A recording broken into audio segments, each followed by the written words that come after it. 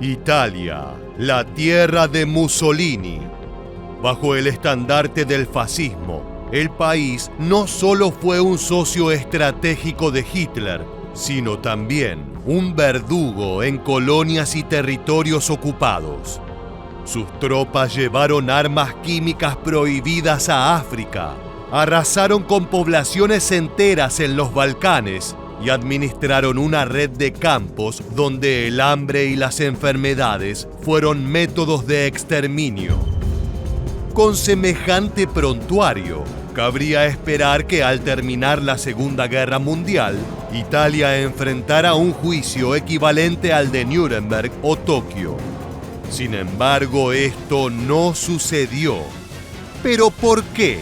En este nuevo video buscaremos la respuesta.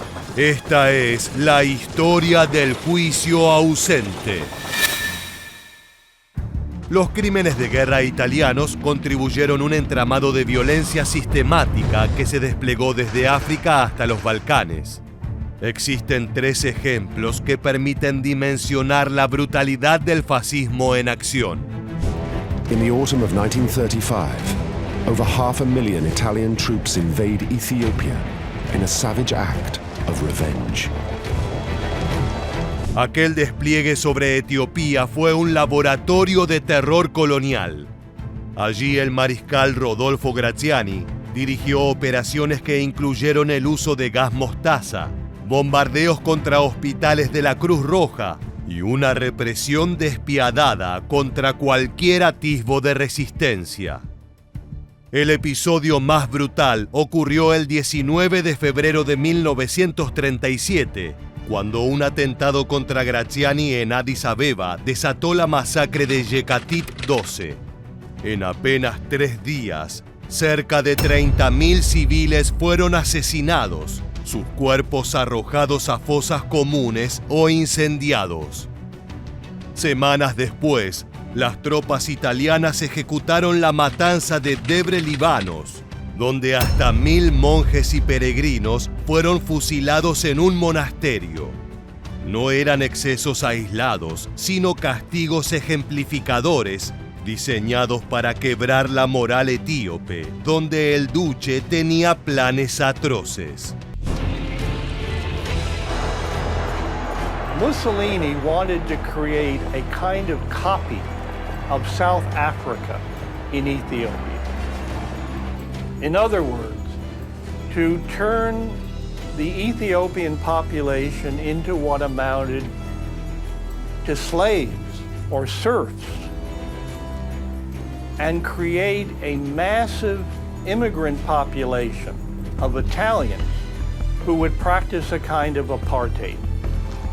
Pero esto no fue todo. Años más tarde, cuando Italia ocupó Croacia y Eslovenia, el general Mario Roata implementó una política de terror como disciplina. Su orden número 3C dejaba en claro el método: incendios de aldeas, fusilamientos de rehenes, torturas y hambruna planificada. Solo en los 2 países mencionados, las víctimas superaron las 13.000 personas. En mayo de 1942, Roata ordenó crear el campo de Rab en la costa croata. Para octubre había 8.260 prisioneros, en su mayoría eslovenos, apilados en carpas y barracas incompletas. Se les daban 80 gramos de pan al día y sopa hecha con tambores de combustible. Mussolini orders a brutal policy of pacification. I suoi ordini al He generale. orders his generals to exterminate any opposition, to lock them in concentration camps. Campo di concentramento. La represión italiana también se institucionalizó en una vasta red. Investigaciones recientes han documentado 135 campos de concentración, 85 de trabajo forzado y 651 prisiones, además de instalaciones para prisioneros de guerra. En Somalia, el campo de Danaane, creado en 1935, concentró miles de prisioneros etíopes, mujeres y niños. Allí la desnutrición era rutina. Arroz con gusanos, agua contaminada, galleta dura. Enfermos eran abandonados en carpas para morir en 2 o 3 días, y un médico del campamento fue acusado de aplicar inyecciones letales. De sus 6.500 internos, casi la mitad murieron. Este entramado de violencia muestra que Italia no fue un actor menor o irrelevante dentro del eje. Fue un régimen que hizo del terror y el exterminio parte de su política de ocupación, aún antes de la alianza plena con Hitler. Entonces, ¿dónde estuvo la diferencia? The extent of Italian atrocities was not lost on the Allied powers, who considered fascist criminals to be on par with their German and Japanese colleagues. As such, as early as January 1942, the representatives of 18 Allied governments held an inter-Allied conference on the punishment of war crimes, during which they signed a declaration pledging to investigate, prosecute, and judge, to quote, those guilty or responsible for the commission of acts of violence inflicted upon the civilian populations, whatever the nationality. And of course, this would include Italians. Ahora bien, si existe un hecho que cambió radicalmente el lugar de Italia en la guerra, ese fue el armisticio del 8 de septiembre de 1943. Tras la caída de Mussolini, el mariscal Pietro Badoglio firmó con los aliados y convirtió al antiguo enemigo en un co-beligerante contra Alemania. Desde ese momento el país dejó de ser visto solo como culpable y pasó a ser un socio útil para abrir un segundo frente en Europa. Following the September 8th armistice, Badoglio and US General Eisenhower signed a second agreement on September the 29th, the Instrument of Surrender. According to its Article 29, the new Italian government was obliged to arrest and surrender into the hands of the United Nations, to quote, Benito Mussolini, his chief fascist associates, and all persons suspected of having committed war crimes or analogous offences whose names appear on lists to be communicated by the United Nations and who now or in the future are on territory controlled by the Allied Military Command or by the Italian government. En paralelo, los aliados comenzaron a planear un marco judicial para los crímenes de guerra. En la Declaración de Moscú, Estados Unidos, Reino Unido y la Unión Soviética acordaron que los criminales del eje debían ser juzgados en los países donde hubieran cometido sus atrocidades. Y esto incluía a los italianos. Ese mismo año se creó la United Nations War Crimes Commission, que recopiló pruebas y confeccionó listas de acusados. Para 1948, la comisión había identificado a más de 1.200 italianos como responsables de crímenes, entre ellos altos mandos militares y funcionarios coloniales. El Tratado de Paz de 1947 con Italia reforzaba esa obligación. El país debía arrestar y entregar a los criminales reclamados por las potencias vencedoras. Etiopía, por ejemplo, pidió la extradición de Graziani y otros generales responsables de las masacres. Yugoslavia hizo lo mismo con Roata y otros comandantes de los Balcanes. According to the plan, the United Nations would draft a list of 50 to 100 Italian fascist criminals who could then be executed on the spot without incurring any punishment on the individuals who killed them. It was a nationally sponsored hit list, essentially. No jurisprudence needed. This would be much simpler than involving the courts or allowing for, basic human rights. Sin embargo, la práctica resultó muy distinta del papel. Los aliados, especialmente Estados Unidos y Reino Unido, priorizaron estabilizar Italia políticamente frente al avance de la influencia comunista. La lógica era clara. Integrar a los italianos en el bloque occidental resultaba más útil que abrir heridas judiciales que podían fracturar aún más un país recién salido de una guerra civil. Así, los planes de justicia quedaron subordinados a la estrategia de la Guerra Fría. Los criminales italianos fueron identificados, pero nunca enfrentaron un escenario internacional comparable al de Nuremberg o Tokio. Entre 1945 y 1946 hubo un plan real de montar un Nuremberg italiano. No se trataba de juzgar a Italia como nación vencida, sino de sentar en el banquillo a los responsables de las represalias en los Balcanes Etiopía y dentro de Italia durante la ocupación alemana. Los fiscales aliados reunieron testimonios, documentos, órdenes militares, listas de acusados. El material era abundante y en teoría nada impedía iniciar un proceso colectivo contra los crímenes fascistas. Sin embargo, lejos de concretarse la idea, lo más cercano a la justicia fueron los actos de la resistencia, mientras la contienda se extinguía en abril de 1945. By the 25th of the month, World War II officially ended in Italy, initiating a short yet intense period of trials, executions, and retribution against fascists no longer in power.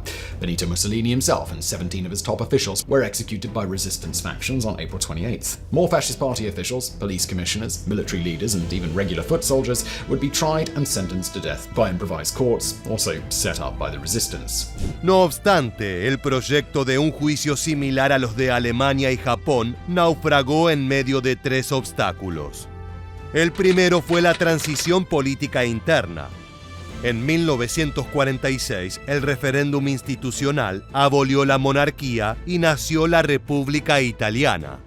El país estaba inmerso en un clima electoral polarizado, con democristianos y comunistas disputando el rumbo político, y un juicio masivo contra centenares de militares podía incendiar aún más las tensiones. El segundo obstáculo fue la división entre las potencias vencedoras. La Unión Soviética quería juicios ejemplares que castigaran con dureza y reforzaran la memoria de los crímenes fascistas. Estados Unidos y Reino Unido, en cambio, buscaban cerrar pronto el capítulo y consolidar a Italia como un bastión occidental en el Mediterráneo. La rivalidad ideológica se tradujo en parálisis judicial. El tercer factor fue la disputa territorial y judicial con Yugoslavia. El mariscal Tito exigía la entrega de militares italianos por las masacres de Dalmacia y Eslovenia. Italia, apoyada discretamente por Londres y Washington, se resistía, temerosa de que esas extradiciones fortalecieran la posición yugoslava en las negociaciones sobre Trieste y la frontera oriental. Mientras las diferentes partes buscaban defender sus intereses, el tiempo pasaba y la comisión creada para llegar a los perpetradores de crímenes de guerra no daba respuesta alguna.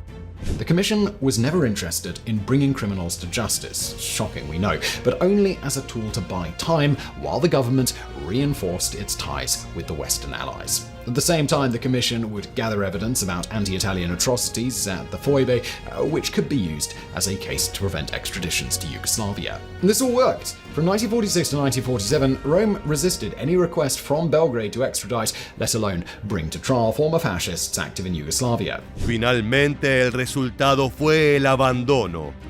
En lugar de un gran tribunal, hubo juicios dispersos.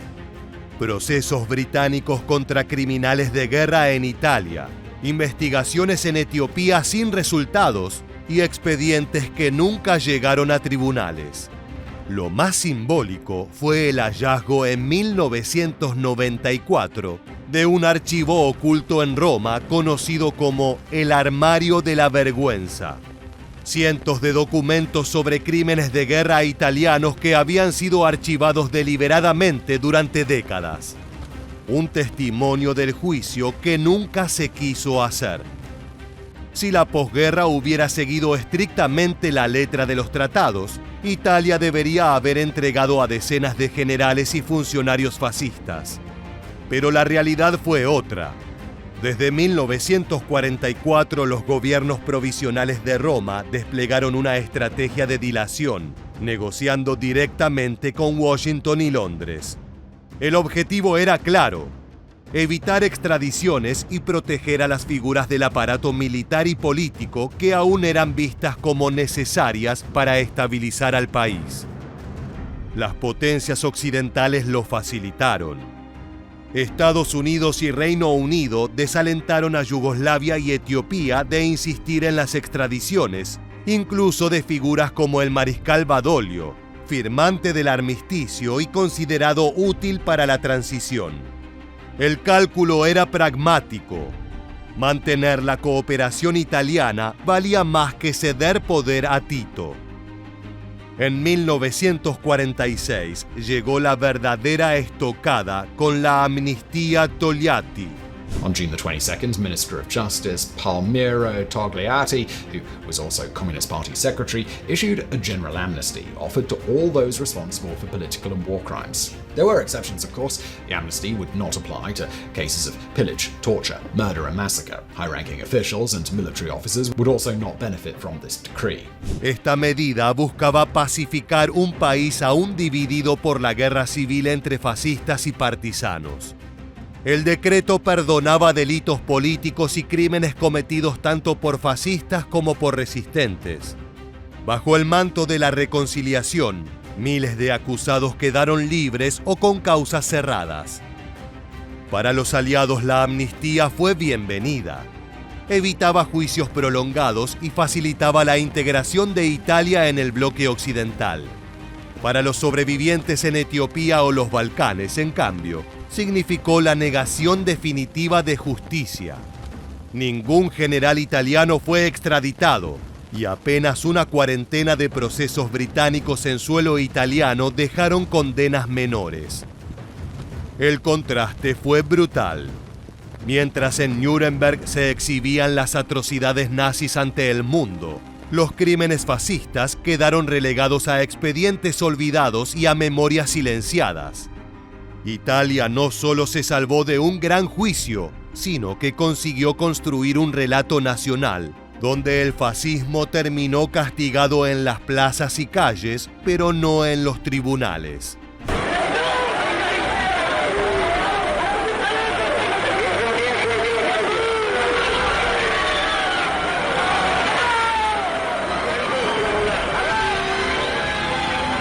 El vacío de justicia institucional en Italia no significó ausencia de castigo. Con el colapso de 1945, el país vivió una oleada de linchamientos, ejecuciones sumarias y venganzas populares contra jerarcas y colaboradores fascistas. Fue una justicia inmediata, brutal y desordenada ejercida en calles y plazas, más cercana al desahogo colectivo que a un tribunal. El caso más icónico fue el de Benito Mussolini. Capturado por partisanos mientras intentaba huir hacia Suiza disfrazado de soldado alemán, fue ejecutado el 28 de abril de 1945 en Giulino de Megera. Al día siguiente, su cadáver fue trasladado a Milán, colgado boca abajo en la Plaza Loreto y expuesto al escarnio público. Aquella imagen que recorrió el mundo se convirtió en el símbolo del final del fascismo italiano. No un juicio solemne, sino una ejecución popular. Pero Mussolini no fue el único. En toda Italia, cientos de jerarcas locales, miembros de la República Social Italiana y colaboradores fueron ejecutados sin proceso. Algunos a manos de partisanos, otros en linchamientos espontáneos de poblaciones que habían sufrido ocupaciones y represalias. Se trató de un ajuste de cuentas que mezclaba justicia con venganza, memoria con odio acumulado. Paradójicamente, esa violencia de fin de guerra fue vista por muchos como suficiente. Al haber castigado al duce y a varios de sus símbolos, la necesidad de un juicio nacional perdió fuerza. Para los aliados, esas ejecuciones públicas reforzaban la idea de que Italia había resuelto su problema con el fascismo a su manera. Y para el nuevo Estado italiano, en plena transición democrática, el relato oficial prefería mirar hacia adelante y silenciar tanto las atrocidades cometidas en Etiopía o Yugoslavia como las venganzas internas. En definitiva, Italia no tuvo su Nuremberg porque entre 1943 y 1948 pesaron más la geopolítica, la transición interna y la Guerra Fría que el impulso de juzgar a los responsables. Hubo crímenes probados, listas de acusados y documentos archivados, pero faltó el escenario político y judicial que los reuniera. En lugar de un gran tribunal, quedaron linchamientos populares, amnistías de reconciliación y expedientes escondidos en el armario de la vergüenza. La paradoja histórica fue clara. Italia salvó su sistema político y su lugar en Occidente, pero perdió la posibilidad de un relato judicial que ordenara responsabilidades y dejara un testimonio universal contra el horror fascista. Así llegamos al final. Si te gustó este video, te esperamos en nuestra próxima entrega para seguir descubriendo la historia militar.